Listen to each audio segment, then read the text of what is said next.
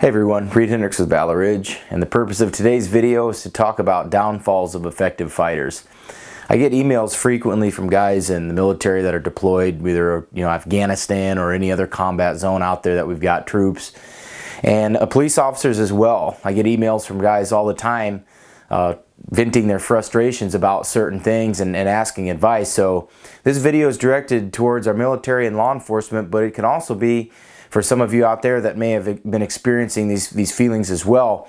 A reason I call this video the downfalls of effective fighters is because you don't have to wear a uniform to be a good fighter, but there are pitfalls that will tempt and snare us along the way. So hopefully this video will help you out and to help fight that and keep these kind of issues at bay. So let's get started.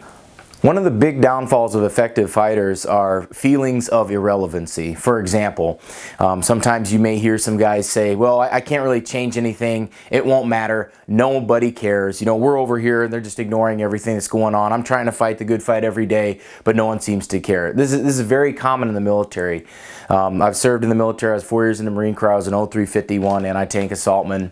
Got a lot of friends still in the military. Got guys getting ready to retire. I know the gray and the beard gave that one away, didn't it?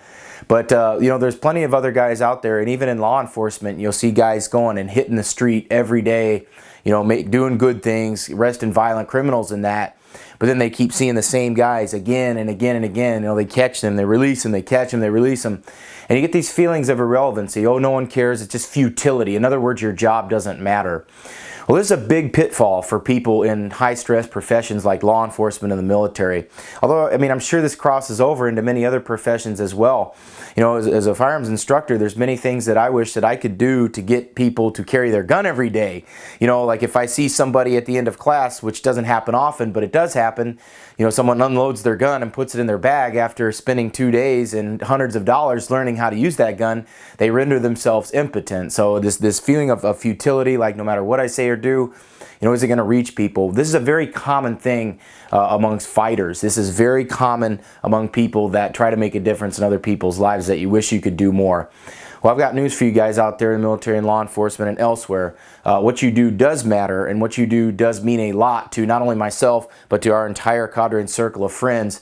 So it's not in vain, and no matter how much you think it doesn't matter, it truly does. So keep in the fight, stay in the fight, you're never out of it, and keep going on, because sometimes the forest is the thickest before you get out of it. The next downfall for an effective fighter is his or her own ego. And this is kind of the opposite of those feelings of irrelevance or futility. This is kind of like, well, whereas the futility or the feelings of irrelevance is like, oh, I don't matter. Oh, nothing I do matters. I'm kind of a nobody. The ego is the opposite. The ego is like, I am the center of the universe. Nobody can tell me anything. Whatever you say doesn't matter. In other words, the perception of one's knowledge or status becomes more important than the actual knowledge being spread or the service that you're providing to others. So in other words, with one's ego as a fighter, one person that's a fighter is that the warrior is a true servant. That's what they're serving. They're either serving their country, their community, or their family. But when your ego becomes such that you matter more than the people you're serving, that is a serious temptation. Supposedly it said somewhere were some really smart words that you're going to face 2 tests: the test of adversity and the test of prosperity. This is where prosperity comes in. If you have an ego, it's usually due to prosperity or insecurity. We've got to fight this. As fighters, as people that want to help other people, we've got to fight our own. In other words, don't drink our own Kool-Aid, so to speak. So we got to stay grounded and realize that the entire purpose of this is to help others, is to serve others. A third downfall to effective fighters is good enough. In other words, the enemy of excellence is good enough. Some people will start to rest on their own laurels. They'll start to say, well, I've done this, I've done that, I've done X, I've done this, I've done Y, I've done Z.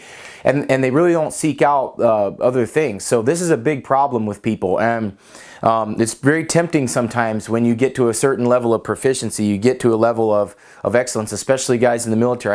I saw this many times when I was in there. Well, how long, I've been in for 15, 20 years. There's not going to be anything new here. This is very common. So we see the enemy of excellence is good enough. And how do we combat this?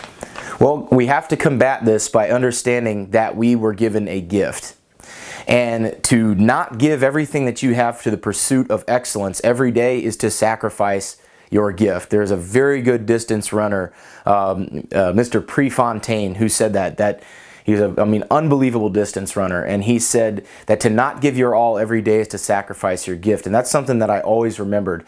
So if it's complacency is an enemy, saying, oh, I've done this, I've done that, resting on your own laurels, that's a big sacrifice to your gift because your hunger is gone. This is kind of a tongue-in-cheek example, but it works. I mean, if you've ever seen Rocky III, when he was the champ, and he had been the champ for a long time after beating Apollo, who I think was a better fighter. Neither way, what we're saying is that when he was to the point where he was fighting Mr. T, he had been coasting all that time on his own accolades and on his own fame and recognition, and he wasn't hungry. Well, the character in the movie, Mr. T, Clubber Lang, he was hungry. He had nothing to lose. He had everything to gain. He was hungry for the world title, and that's why he won that fight. So we think about it. I mean, I know it's a tongue-in-cheek example, but I'm sure you can think of other examples in your life when you've reached a certain level and then you kind of back off the gas pedal a little bit. I don't think so. When I see other people in the rearview mirror, I like to hit the gas and put more distance, right? So we got to stay hungry. We got to keep that fire burning and understand that what we do is a very important thing, and that we have got to stay hungry for excellence. A fourth downfall that I see of effective fighters is what I like to call the destination doctrine. In other words, there's some destination that you get to, and then that's it. Well, I've got news for you guys and gals out there. There is no gun nirvana. There is no state of enlightenment where everything becomes clear and you become an enlightened being.